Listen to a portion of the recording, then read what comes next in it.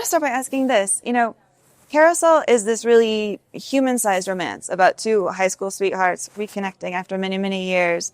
The script made it to the blacklist. And I was really curious just for you, Jenny and Chris, what was it when you read the script that made you think, yes, I want to say yes to these characters?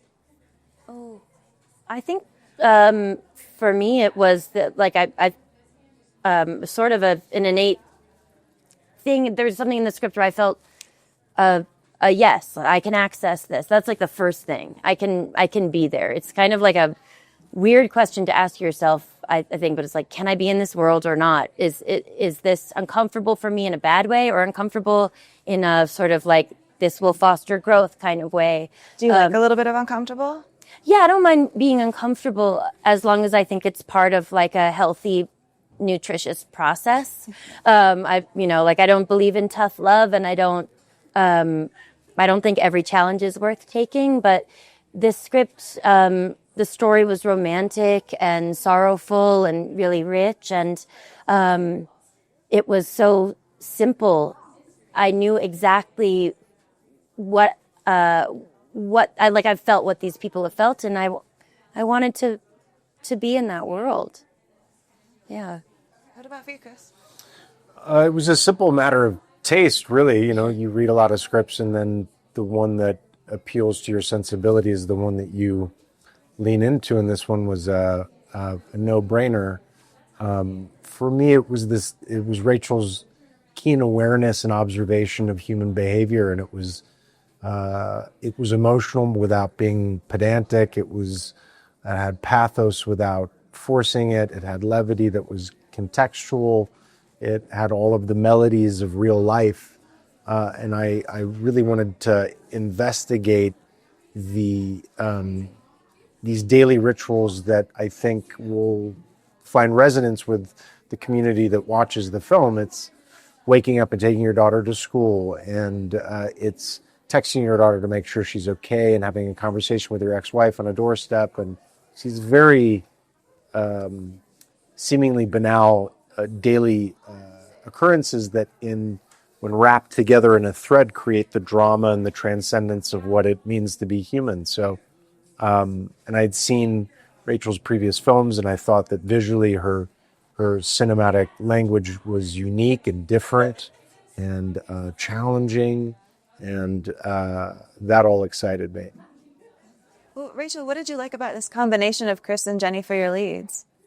What isn't there to like? I mean, Keep on talking. Yeah. Could you elaborate? Just elaborate on that. That there's nothing not to like. There's a lot to elaborate on. That, and we'll just ride that. I mean, with Chris, it was the dream, right? It was someone that I've been paying a lot of attention to for a long time. I see a lot of intelligence and sensitivity in him as a person. I've gotten to know that, but I innately felt that in his work.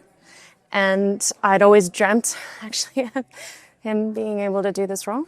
And me and my producer, Alex Sachs, we went for it, and he said yes. And it was incredible to have his belief, and everything he's saying that he could get from the page is what you dream for. When you write something and then you ask someone to come along with you to bring it to life. So I felt that innately in meeting him. And so it was exciting to feel like those initial senses of who he is as a performer get even greater consecration in the meeting. And then, I have certain ideas or principles I like to follow in casting, but certain principles, certain rules, like? Well, I like working with comedians. So obviously someone like Jenny really comes to mind, comes to the fore. So I can have those ideas, but it was very important to me that whoever would play Rebecca would be someone that Chris was excited about, because he's going to be putting his soul, his heart into someone else's hands in front of a camera.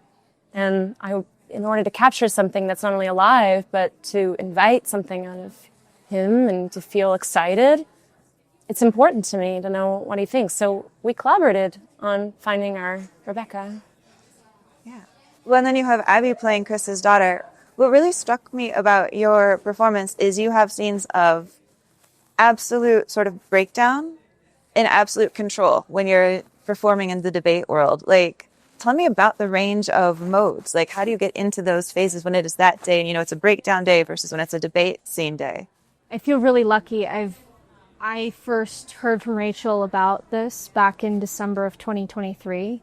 So I had quite a long time with the scripts to let it kind of mull over in me and to get the physicality and the just core of what Maya's feeling in the breakdown scenes, in the pure control scenes. I had a lot of time to really pick and choose how I wanted to approach that. And I do 90% of my work beforehand so that when I get on set, I can just, if I know I'm going to go into the scene like with the fridge, I can come in feeling confident and trusting enough in the work that I've done so that I can then hand that over to Rachel and Jenny or Chris and know that I can trust them and trust myself to deliver on whatever scene that I'm doing that day. That sounds a lot like how I've heard Rachel likes to work. I've heard you are the queen of like very intense preparation, very, very capital, very intense preparation so that you can have freedom on set. Yes. Who's talking? Yes, I prepare intensely. And then, I am not very self-aware enough to be able to speak to how I am on set, but I think that or at least I attempt to be a bit more observational on set and to be quite still and to pay attention to whatever is going on around me. But I don't think I can be in that kind of position if I'm not over-prepared. So, yeah. I think that hopefully it's really important to me that actors feel freedom as much as possible, but to be informed in their freedom, and I try to offer that. Yeah, I want to learn more about that, like the freedom. Like, especially there's a scene in this movie that's a real just heart stopper where the two of you get into a massive fight in the kitchen. I want to hear everything about filming that scene. One thing that excited me on the day, I feel like we were very prepared in terms of like just making sure that we knew the actual text, but I can't remember exactly how you put it, Rachel, but there was something about how we realized Rachel was like, I think you should kind of almost like chase each other, but when you get too close, you mean during the rehearsal period? Yeah. Yes. Well, it was a combination of what I was noticing and also things that I was, thinking prior. But it was a choice based off of what they were doing in rehearsal. But I think what I had said was you two were working on lines and we were running it with some energy behind it so we could get a sense of where instincts were going. And the rule that I offered was to do a version where there was constant motion, always be in motion. You want to get away, you want to get near. Very simple principles, but by putting it in motion like that, I think it allowed new instincts, the instincts of the text to start to match the body. And then, honestly, I always had to get out of their way because their instincts then took completely over. And we found some landing pads, but there was a lot of freedom in that. Sorry, I didn't mean to. No, Chris is like just, it's incredible. It's a real privilege to be able to watch you work and be there because I found that Chris was doing something different every take. And that's something that encourages me. It's what I want. It's one of the main reasons why I love acting. And it keeps it alive. But the other thing is that I think when you have good chemistry with someone, it's about being able to sustain an energy that forms between the two of you that is your own. And I think sometimes people make that into like just a romantic thing, but between performers, it's really about like I imagine it like there are two lights coming out of two people and somehow they're just a match. And this has never happened to me before, but we would do this scene, it was, I found it to be like incredibly invigorating to do it, but it also, it hurts. But then it goes away. But Chris was so good at keeping the energy up, and between scenes, we were laughing so hard you would think like I think in any other situation, I would kind of go off by myself and listen to a song and whatever. And instead we stayed connected with that same amount of energy, but like doing like the most immature, stupid, dumb jokes. Like, I mean, really. Like real dumb? I mean, they were really fun. I really liked them, but yeah. Yeah. I mean, I like that, Chris, like your character is, I would say, the instigator of that fight, but you've also been written to be so sweet. I mean, there's that screenwriting trope, save the cat. Like, the first thing your character does is he saves an earthworm, which feels like save the cat plus. Right. Yeah. Right. But one of the things that this film is really exploring is kind of reconnecting in love, or sort of comparing like a high school love, the things that went wrong, with an older love where you're more mature, but you're also more set in your ways. I was wondering, for y'all, what do you think like the advantages and disadvantages are of falling in love when you're older? Anyone want to take that? I mean, Better. let me get back to your last question, because I think there is something to be interesting to be said about the kitchen table scene.